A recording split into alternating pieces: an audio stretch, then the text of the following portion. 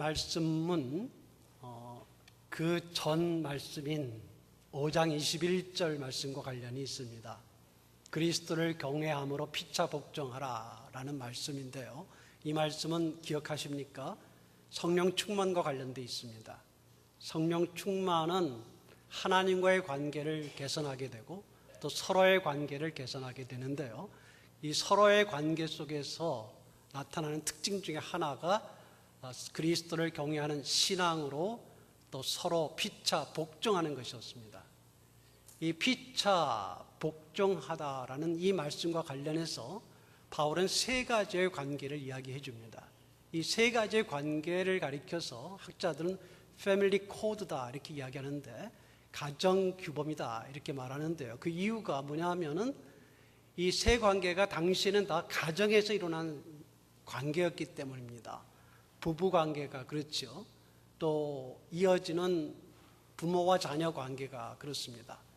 그리고 다음에 상전과 종의 관계가 당시에는 집안에서 노예제도가 있는 시대였기 때문에 집안에서 이루어지는 관계였다라고 볼 수 있습니다. 그러나 오늘에는 이 주종관계는 사회생활과 관련이 있을 것입니다. 중요한 것은 이 모든 관계, 세 가지 관계가 6 대상을 이야기하는 관계에서 세 가지를 이야기하는 이 관계가 다 어디에 걸리냐라는 것인데, 그것은 바로 5장 21절 피차 복종하라는 말씀에 걸린다는 것입니다. 그러니까 모든 관계가 서로에게 서로를 복종한다라는 이 그리스도를 경외함으로 복종하는 이 태도, 이 문화를 성령 충만의 내용으로 이야기했고, 또 우리 그리스도인들이 마땅히 해야 될 자세다라고 이야기해주고 있다는 것입니다. 오늘 말씀은 이 부부관계를 이야기합니다. 요즘 부부관계에 대해서 TV에서 굉장히 많이 나와요. 여러분, 동침이라는 프로를 보셨어요? 전 가끔 봅니다. 재미있습니다.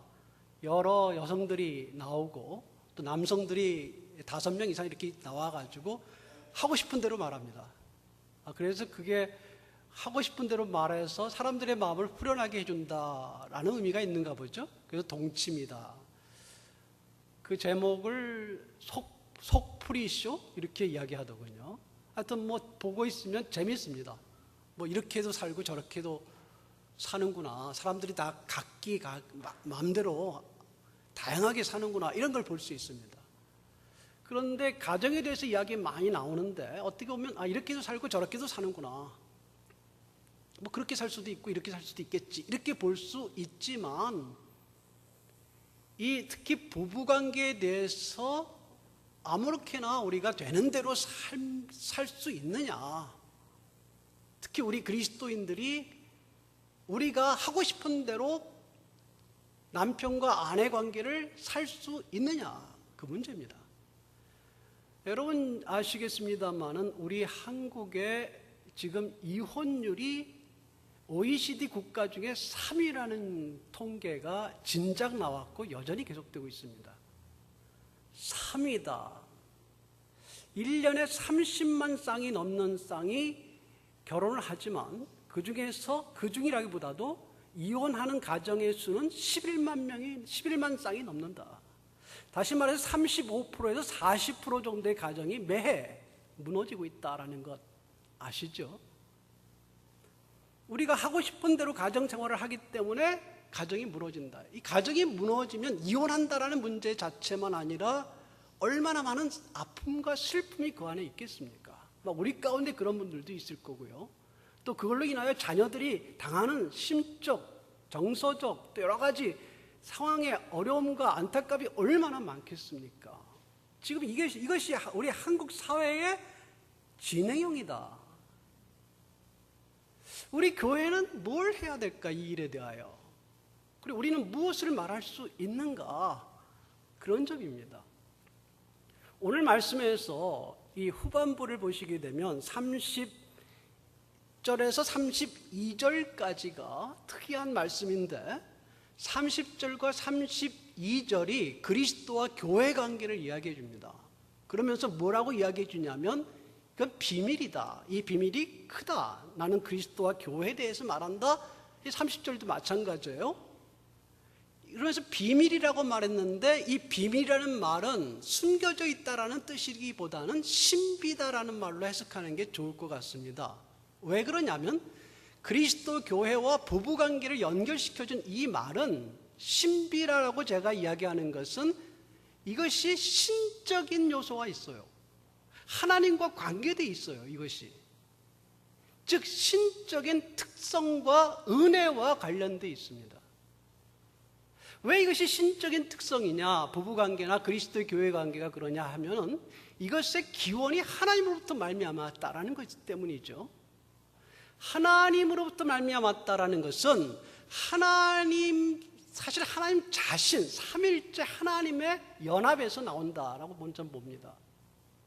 삼위일체 하나님의 연합, 하나 되심을 통해서 나타나게 되는데 왜 그러냐면 삼위일체 하나님의 그 하나 되심만큼 독점적이고 배타적인 관계가 없지 않습니까? 무슨 말이냐면 다른 존재가 그 사이에 끼어들 수 없어요. 그 하나됨에는. 그 하나됨에 비슷한 것이 있다면 하나님과 하나님의 백성의 관계입니다. 하나님과 하나님의 백성의 관계에 다른 존재가 끼어들면 안 됩니다. 어떤 신도, 어떤 우상도, 어떤 존재도 끼어들 수 없어요. 왜? 이것이 신적 관계거든요. 마찬가지로 그리스도와 교회 관계에 누가 끼어들 수 없어요. 왜? 신적 관계거든요. 이게 하나님으로부터 오는 관계입니다. 근데 이것과 유일하게 비슷한 것이 있다면 바로 부부관계예요. 중간에 끼어들면 안 되는 것. 배타적이고 독점적인 관계가 이 부부관계인데 이게 어디서 왔다고요? 하나님으로부터 왔다 이 말이에요. 신적 관계에서 왔어요. 그래서 이 신적 관계 신성, 신적 관계 이 신적 은혜와 신적 요소가 기초가 되지 않는 가정은 무너지기 쉬운 겁니다. 그 위에 육체적인 것과 정서적인 것과 문화적인 것들이 세워져 가는 가정이죠. 다른 게 먼저가 아니라, 육체적인 게 먼저가 아니라 이 신적 관계가 기초된 가정이 돼야 한다는 건데, 그러므로 우리가 결혼을 영위하려고 할, 결혼 생활을 영위하고 남편과 아내의 관계를 더 발전적으로 해나가는 데 있어서 늘 생각해야 되는 것은 하나님으로부터 이 관계가 왔다는 사실과 하나님의 기초를 두지 않고서는 이것이 되지 않는다라는 사실을, 그러므로 이것이 신비라는 것을 기억해야 한다는 거예요. 여러분 31절에 그러므로 사람이 부모를 떠나 그의 아내와 합하여 그 둘이 한 육체 한 몸이 된다라고 얘기하지 않았습니까? 부모와 자녀 관계는 절대적인 관계가 아니란 뜻이에요. 여러분 좀 그 상처가 될지 모르겠습니다. 유교적인 사회 속에서 이렇게 생각하실지 몰라요.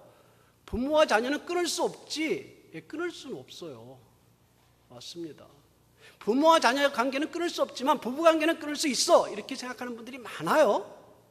한국에. 그런데 하나님 말씀에 의하면 부모와 자녀 관계를 끊으라는 것은 아니에요. 그러나 부모를 떠나야 되는, 내보내야 되는 공간을 말하는 게 아니라 마음에서 내가 잡고 있었잖아요, 우리 자녀를. 그러나 내줘야 되는 그 여인에게, 그 사위에게 우리 아이를 내줘야 하는, 그게 떠남이에요. 절대 부모와 자녀가 영원히 결합되지 않는다는 사실을 기억하는 게 너무 중요합니다. 저도 이제 결혼 정년기에 자녀들이 있습니다. 준비해야 됩니다. 공간적으로는 떠나 있지 않을 수도 있고 잠시라도 같이 있을 수 있지 몰라도 이제는 내 것이 아니다, 내 것이다 말할 수 없다. 오히려 그 며느리 될 그 아이와 하나 되는 것을 배워가는 게 중요하다. 오히려 그 사위 될 그 형제와 하나 돼서 아름다운 가정을 그리스도 안에 이루는 것이 중요하다. 나에게 줬던 사랑을 이제 그에게 나눠줘야 될 때 서운할지 모르지만 그래야 된다.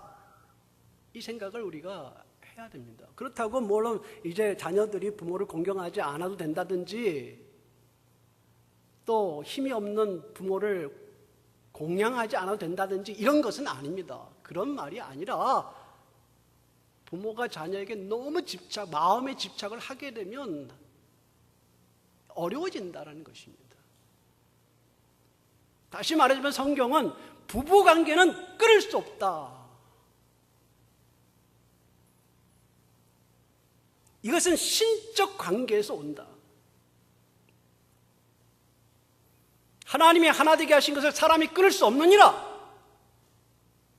우리가 자꾸 끊어놓고 고통을 당하는 거고 그걸 소홀히 하다가 우리가 아프게 되는 것이고 그것 때문에 가정과 우리 사회와 이런 것이 다 어려움을 겪는 것이지 하나님은 분명하신 거잖아요. 이 신적 원리의 결혼을 이해해야 우리가 가정을 세울 수가 있습니다. 오늘 말씀에서 아내들에게 세 구절을 통해서 이야기하시는데요. 22절, 24절입니다. 22절에서 24절 이야기하시는 말씀에 이렇게 아내들에게 권면하십니다. 여러분 22절을 보게 되면 아내들이여 자기 남편에게 복종하기를 죽게 하듯 하라 이렇게 하라라는 명령으로 나왔지만 흥미롭게도 22절의 본문의 원문은 어떻게 되어 있냐면 아내들이여 죽게 하듯 자기 남편에게 하고 동사가 없어요. 하라라는 명령이 되어 있지 않고 또 어떤 말이 없습니다. 당연히 죽게 하듯 하면 뭐 하는 거냐 했을 때 바로 그 앞에 21절과 관련된 복종하다라는 말이 있기 때문에 복종하는 것이다 이렇게 우리가 해석할 수 있고 번역할 수 있는 것이지 복종하라라는 명령이 없습니다. 아주 재밌는 표현이에요. 그럼 뭐냐? 죽게 하듯 자기 남편에게 뭐 하라? 복종하라라는 명령이냐? 복종해야만 한다는 말이냐? 복종하는 게 필요하다는 말이냐? 복종하시겠어요? 하는 권유냐? 다 가능하다는 이야기예요, 그게. 이 말씀과 비슷한 또 반복되는 말이 24절에 나오게 되는데요. 그러므로 교회가 그리스도에게 하듯 아내들도 범사에 자기 남편에게 복종할지니라 이렇게 나왔지만 이 단어도 문자 그대로 번역하면 이렇게 됩니다.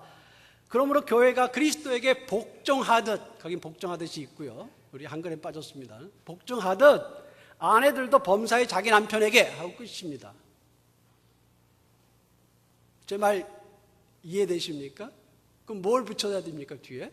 앞에 그리스도가 교회에게 복종하듯이니까 아내도 남편에게 복종하라가 되겠죠? 명령이 아니다는 거예요. 또 하야만 한다라는 말도 없고요.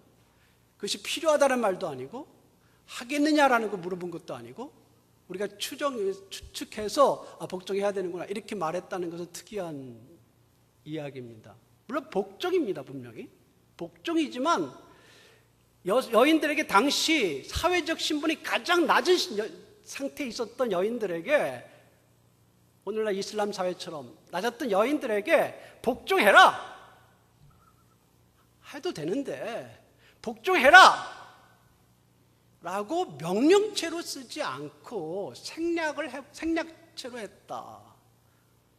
좀 특이하죠? 복종해라, 남편에게 복종해라. 즉 어떻게 보면 남성 우월 사회에서 당시에 남성 우월 사회에서 여성들에게 굴종을 강요하는 것처럼 보이는 내용일 수 있는데도 그렇게 바울이 쓰지 않고 생략법으로 썼다? 아주 좀 특이합니다.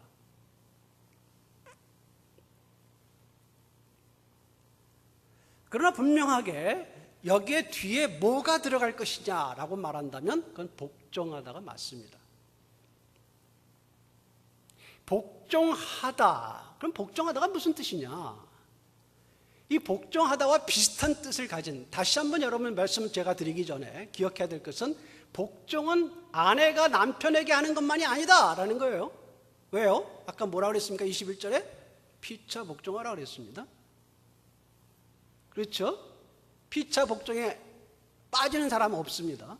다 서로 복종하라는 것에 걸려요. 그런데 아내에게는 특별히 그런 관계에서 복종하라고 요구했습니다. 그 복종하라가 뭐냐라고 했을 때 이 복종하다와 비슷한 말이 아까 세 가지 연속된 관계 속에서 나오는데 그 가장 비슷한 말이 자녀가 부모에게 하는 것, 종이 상전에게 하는 말인데요. 그 말은 우리말로 번역할 때 순종하다라고 번역됐습니다. 순종하다. 복종하다와 순종하다에 비슷한 점이 있고 차이가 있습니다. 두 개의 단어는 복종하다와 순종하다는 두 가지가 비슷한 말은 시작하는 단어 그 앞에 밑에라는 말로 시작이 됩니다. 그 어원 자체가요. 밑에. 둘 다 밑에로라는 말이 전치사가 들어가요. 그리고 나서 말이 들어가는데 복종하다는 밑에 두다입니다. 순종하다는 밑에서 듣답니다. 무슨 뜻이냐면 순종하다는 말은 밑에서 들어서 즉 자녀가 부모가 하는 말을 밑에서 잘 듣고 따른다는 뜻이에요. 그게 순종입니다. 그 원래 의미입니다. 종이 주인이 말하는 말을 밑에서 잘 듣고 청종해서 그걸 원하는 대로 한다는 거예요. 그게 뭐라고요? 우리가 뭘로 번역됐습니까? 순종하다로 번역됐습니다.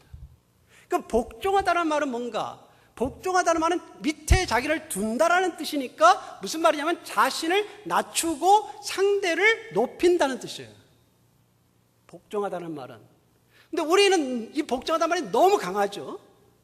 왠지 순종보다 훨씬 강한 말이죠. 저 강하지 않다 이런 말이 아니라 복종이라는 말은 그냥 굴복하는 것 뜻이 아니라 자기를 낮추고 상대를 높이고 세워주고 존중해준다는 뜻입니다. 이것이 교회가 그리스도에게 하는 것이고 아내에게 남편에게 하라는 거예요. 그것은 아까도 말씀드렸지만 오해하시면 안 됩니다. 아내가 남편에게 굴종해야 된다. 굴종을 그 남편이 아내에게 요구하거나 또는 아내를 학대하면서 당연히 여기면 안 됩니다. 왜? 그리스도가 교회를 학대한 적 없고 그리스도가 교회에게 굴종을 요구하지 않습니다. 그러나 말씀하신 것처럼 중요한 것은 교회는 그리스도를 높이고 존중하고 세워야 됩니다. 세워드리는 거예요. 그 이야기입니다. 따라서 가정에서 남편이 어떤 상황에 있든 어떤 능력이 있든 능력이 없든 간에 아내가 해야 될 일은 무엇입니까? 남편을 세워주는 것입니다. 존중하는 것입니다.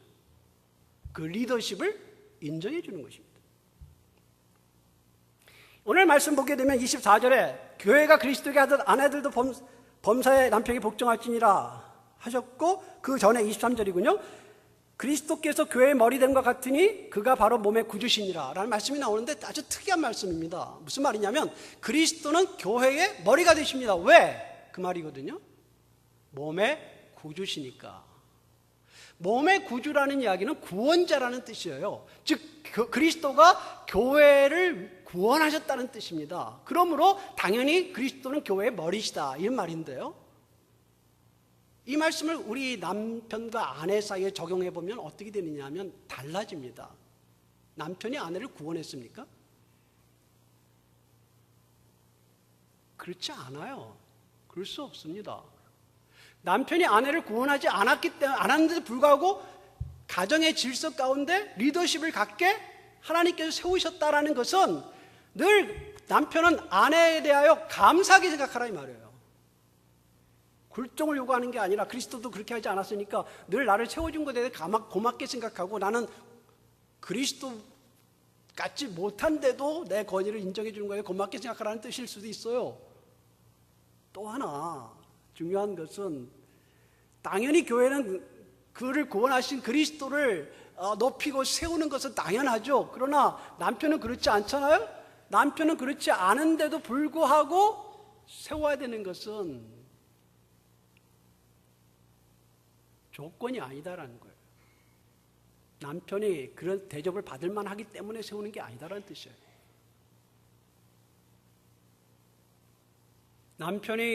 남편보다 아내된 분이 더 직장 생활을 더 높은 자리에서 하거나 좀 어렵죠. 그럴 때 재정적인 능력을 더 많이 가지고 있다 할지라도 조건적으로 그렇기 때문에 남편을 무시해도 된다는 뜻이 아니라는 말이에요.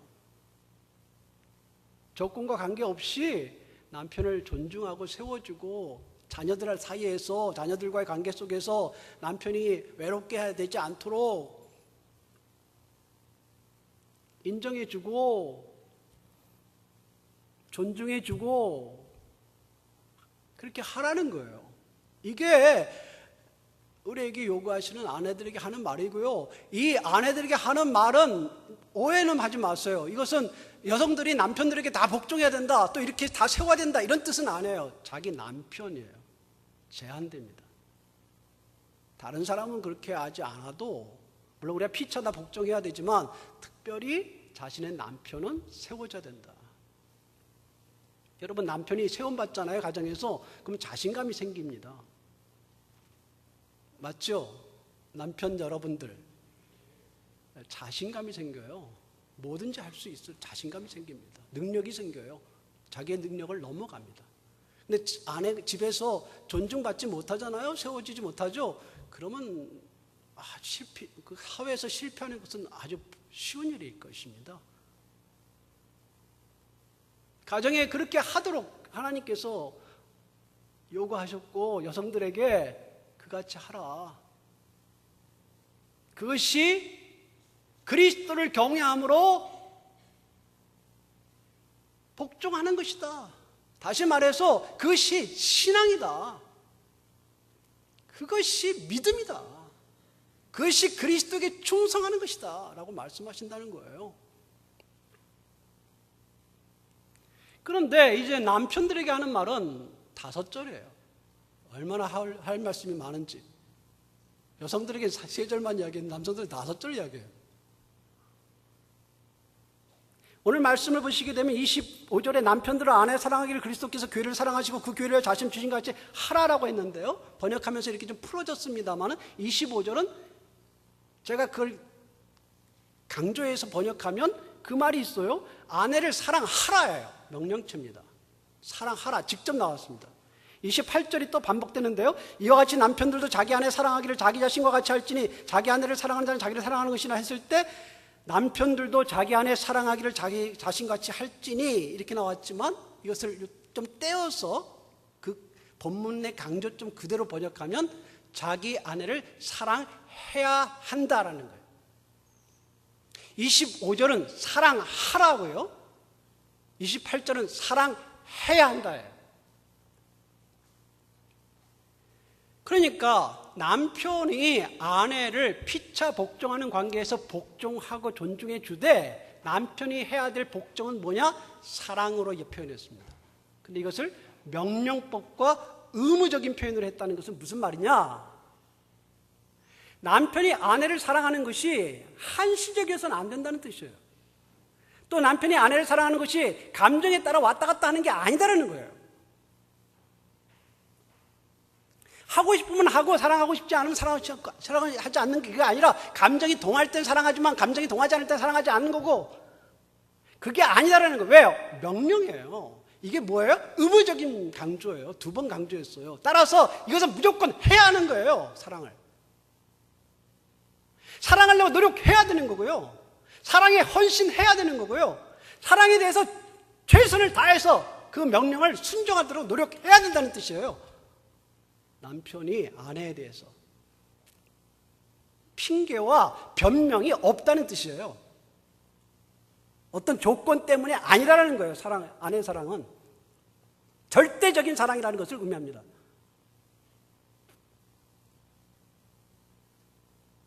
오늘 말씀을 통해서 주시면서 그리스도가 교회를 사랑하는 것과 사람이 자기 몸을 사랑하는 것에 빗대서 사랑에 대해서 이야기해 줬어요. 그러니까 어떻게 사랑할 것이냐를 이야기한 우리 중요한 말씀들 잠깐 보겠습니다.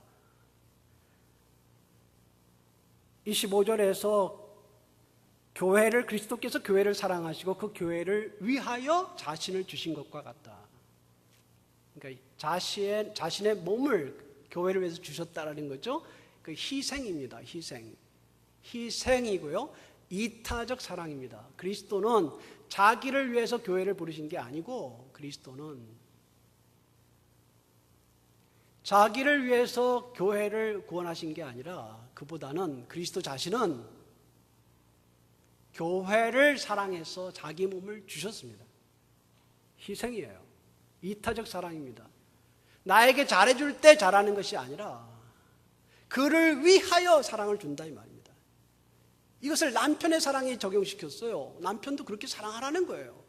나에게 잘해주기 때문에 아내를 사랑하는 것이 아니라 아내 자신이 나의 몸된, 나에게 주신 아내고 나와 하나인 존재이기 때문에 사랑해야 되는데, 내가 희생적으로 사랑해야 되고 내가 그를 최대한 섬겨야 된다는 뜻이에요. 이 말씀과 또 비슷한 말이 뭐냐면 자기 몸을 비유한 말씀과 같습니다. 그렇죠?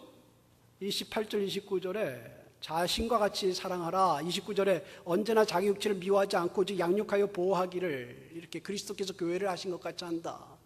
자신의 몸을 돌볼 때에 어디가 아픈가, 아프지 않게 하기 위해서 노력하잖아요. 배가 고프지 않게 해서 노력하잖아요. 문제가 없기 위해서 자기를 돌보잖아요. 그런 돌봄과 관심을 아내에게 하라는 거예요. 사랑이 맞습니까? 그렇잖아요. 말씀이 그거지 않습니까? 왜 나를 신경 안 써줘? 이러지 말고, 아내 뭐가 불편한 거 없나 우리 아내가? 이상하죠? 그게 옳다는 겁니다. 당신 어디 힘든 거 없어? 어쩌면 우리가 생각할 때 남편이 아내를 희생하는 것이 어떤 부분에서는, 그것만은 아니겠지만 직장에서 죽도록 봉사하고 와서 섬기고 와서 가정을 위해서 하고 나서 나 이만큼 수고했으니까 됐다, 이렇게 생각하지 말라는 거예요. 물론 그렇게 생각하고 싶죠. 피곤하니까. 저도 그렇거든요. 그러나 아내에게 신경을 쓰라 이 말이에요. 관심을 두라 이 말이에요. 어려운 점이 없는지 돌보라 이 말이에요. 힘들지 않는지 격려하라 이 말이에요.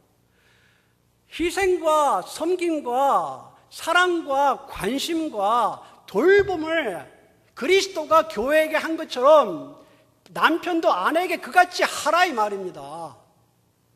이게 안 되면 어려워진다 이 말이에요. 여러분, 그래서 잘 아시지만 아내가 마음이 남편에 대해서 어긋나는 것 가끔 TV에 나오잖아. 이유가 뭐예요? 관심을 안 둔다는 거죠. 남편이 사회생활 바빠서 아내에게 관심을 안 둔다. 그게 많은 그 이유잖아요. 가장 중요한 이유 중 하나 아닙니까? 근데 오늘 말씀 뭐라고 이야기합니까? 관심을 두라는 거예요. 신경을 쓰라는 거예요. 돌보라는 거예요. 그리고 그렇게 투자하는 것이 옳고요. 그렇게 하는 것이 하나님의 뜻이라는 거예요. 그냥 내버려 두는 게 아니고요. 그것과 함께 중요한 이야기를 또 하나 하신 게 있는데요. 주님께서 26절에 자신을 주셔서 이는 곧 물로 씻어 말씀으로 깨끗하게 하사 거룩하게 하시고 자기 앞에 영광스러운 교회로 세우사 티나 주름 잡힌 것이나 이런 것이 없이 거룩하고 흠이 없게 하려 하심이라. 26절 27절은 반복되는 말이 굉장히 많은데요. 그건 무슨 말이냐면 그리스도께서 교회를 깨끗하게 정결하게 하셔서 거룩하게 하셔서 영광스럽게 그 앞에 세우셨다는 말입니다. 근데 이것은 우리에게 적용하기가 굉장히 어려운 말이에요. 우리가 남편이 어떻게 거룩하게 하고 아내를 그렇게 못하죠. 영광스럽게 하는 게. 그러나 이것을 비춰보면 이게 무슨 말인지 이해할 수 있습니다. 그리스도는 그리스도 자신이 완전하시잖아요. 거룩하시잖아요. 그리스도 자신의 그 완전함과 완전한 거룩함과 관계를 서로 이상적인 관계를 가지려면 교회가 깨끗해야 되잖아요. 그러므로 교회를 깨끗하게 하는 일에 그리스도께서 하신 것입니다. 그걸 통해서 하는 것은 뭐죠? 그 관계가, 그리스도와 교회 관계가 깨끗하고 정결하고 거룩하고 영광스러운 관계로 만드시는 것이죠. 우리 경우는 무엇입니까? 남편과 아내 관계. 남편과 아내 관계가 수치스럽지 않고 부끄럽지 않고 깨끗하고 거룩하고, 물론 우리가 완전할 수는 없지만 그래도 그러한 아름다운 관계, 그래서 아내가 영광스럽게 생각하는 것. 남편의 직위 때문이 아니라 그 관계의 아름다움 때문에 기뻐하는 것. 여러분 아시죠? 그겁니다. 남편은 아내에 대하여 돌보고 희생하고 사랑하고 관심을 가지고 하는 것뿐만 아니라 남편과 아내 사이에 깨끗한 관계를 가지도록 노력하는 것. 물론 아내도 마찬가지지만 이것을 위해서 우리를 부르셨고, 이렇게 해서 점점 하나님의 신적 연합을 부부관계에 갖게 되는, 이 기초 위에 교회가 세워지고 이 기초 위에 사회가 세워질 때, 그러므로 여러분께서 이제 남편 되신 분이나 아내 되신 분이 서로에 대하여 투자하는 것에 대해서 소홀히 하지 마십시오. 괜찮습니다. 정말 열심히 하셔야 됩니다. 그게 다 그리스도의 일입니다. 그리스도의 뜻을 이루는 것입니다. 예전에는 목사님들이 가정생활을 등한히 하고 교회만 열심히 하면 된다고 생각했는데요, 그러다 보니까 가정들이 많이 깨져요. 오히려 그건 하나님의 뜻 아닙니다. 제가 보기엔 하나님의 뜻은 명확합니다. 그 어떤 관계보다도 가정의 관계, 특히 부부의 관계는 하나님으로부터 직접 나왔습니다. 이 관계를 중요하게 생각하고 이 관계를 세워지고 이 관계가 잘 되도록 붙잡아주는 일은 우리 모두의 해야 될 가장 중요한 사역입니다. 오늘 말씀 마지막에 그러면 너희도 각각 자기의 아내 사랑하기를 자기같이 하고 그랬는데, 그래서 각각이라고 표현했는데요, 이 각각이 사실은 좀 문자를 좀 더 이야기하면은 매 사람마다 각각, 이 강조된 표현이에요. 이렇게 제가 번역하는 것이 좀 한국말로 이상하죠? 각각이 다 들어가죠. 그러나 이 원래 본문에는 이 강조로 두 개 말이 다 사용됐습니다. 매 사람마다 각각 강조했어요. 왜 그런지 아세요? 여기에 예외된 사람은 없다는 뜻이에요. 모든 가정이 그래야 되고, 모든 남편은 아내에게 그렇게 하고, 모든 그리스도인 아내는 남편에게 그같이 해라. 각각 그렇게 해야 된다. 그러면서 이 말씀이 자기 아내 사랑하기를 자신같이 하라라는 말과 아내도 자기 남편을 존경하라, 높여라라는 말을 하시면서 명령법으로 주셨는데, 이 명령법은 번역이 두 가지입니다. 하나는 그들은 그렇게 해야 된다라는 말이면서 그들로 해야 된다라는 말이기도 하고, 또 하나는 그들로 그렇게 하게 하라. 그래서 3인칭 명령이라고 하는데요, 남편은 아내를 사랑하게 하고 아내는 남편을 사랑하게 하라 라는 3인칭 명령이 되는데요, 이 명령의 또 하나의 뜻은 간접적인 명령이 돼서, 이것은 당사자가 당연히 그렇게 해야 되지만 또 하나 여지가 있는데, 그것은 뭐냐면 우리가 함께 그렇게 하는 일에 도와야 된다는 뜻이에요. 그것도 있습니다. 즉 교회가 해야 될 중요한 일 중에 하나는 가정을 세우고 든든하게 하고 아름답게 하고 그 안에서 기쁨과 평안을 누리게 하고 축복의 원상이 되게 하고, 후손들이 그런 가정을 축복을 받고 자라나게 하는 것, 이 일에 교회가 힘을 다해서 노력을 하는 것. 우리 모두가 힘써야 되는데, 그 가정의 부부의 두 사람이 사이에 끼어들라는 것이 아니라 환경을 도와주고 말씀으로 그렇게 하도록 이끌어주고, 우리가 좋은 본이 되도록 노력하고, 그렇죠? 서로 기도해 주면서 새로운 힘을 얻어가게, 어려웠던 가정도 다시 일어날 수 있게. 우리 경험 그렇게 하지 않았습니까? 여러분 우리의 가정이 저 가정을 이야기해도 늘 잘 되기만 하진 않아요. 어려움이 있습니다. 왜 없습니까? 그런데 하나님이 기반이 되셔서 그걸 붙잡아 주세요. 맞습니까? 다시 말씀드리지만 이 부부관계와 가정의 행복과 아름다움은 이 시대에, 이 깨어져가는 시대에 교회가 가장 대안으로 내세울 수 있는,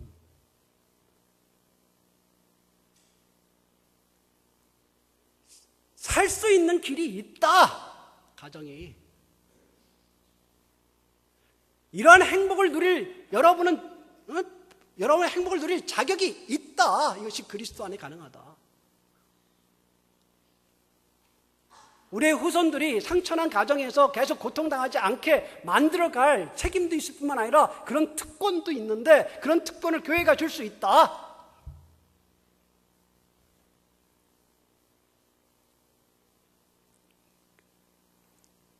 이 부부의 관계가 다시 한번 신적 관계에 기초한다는 사실을 기억하시고, 여러분 좀 어려웠던 가정이 있으십니까?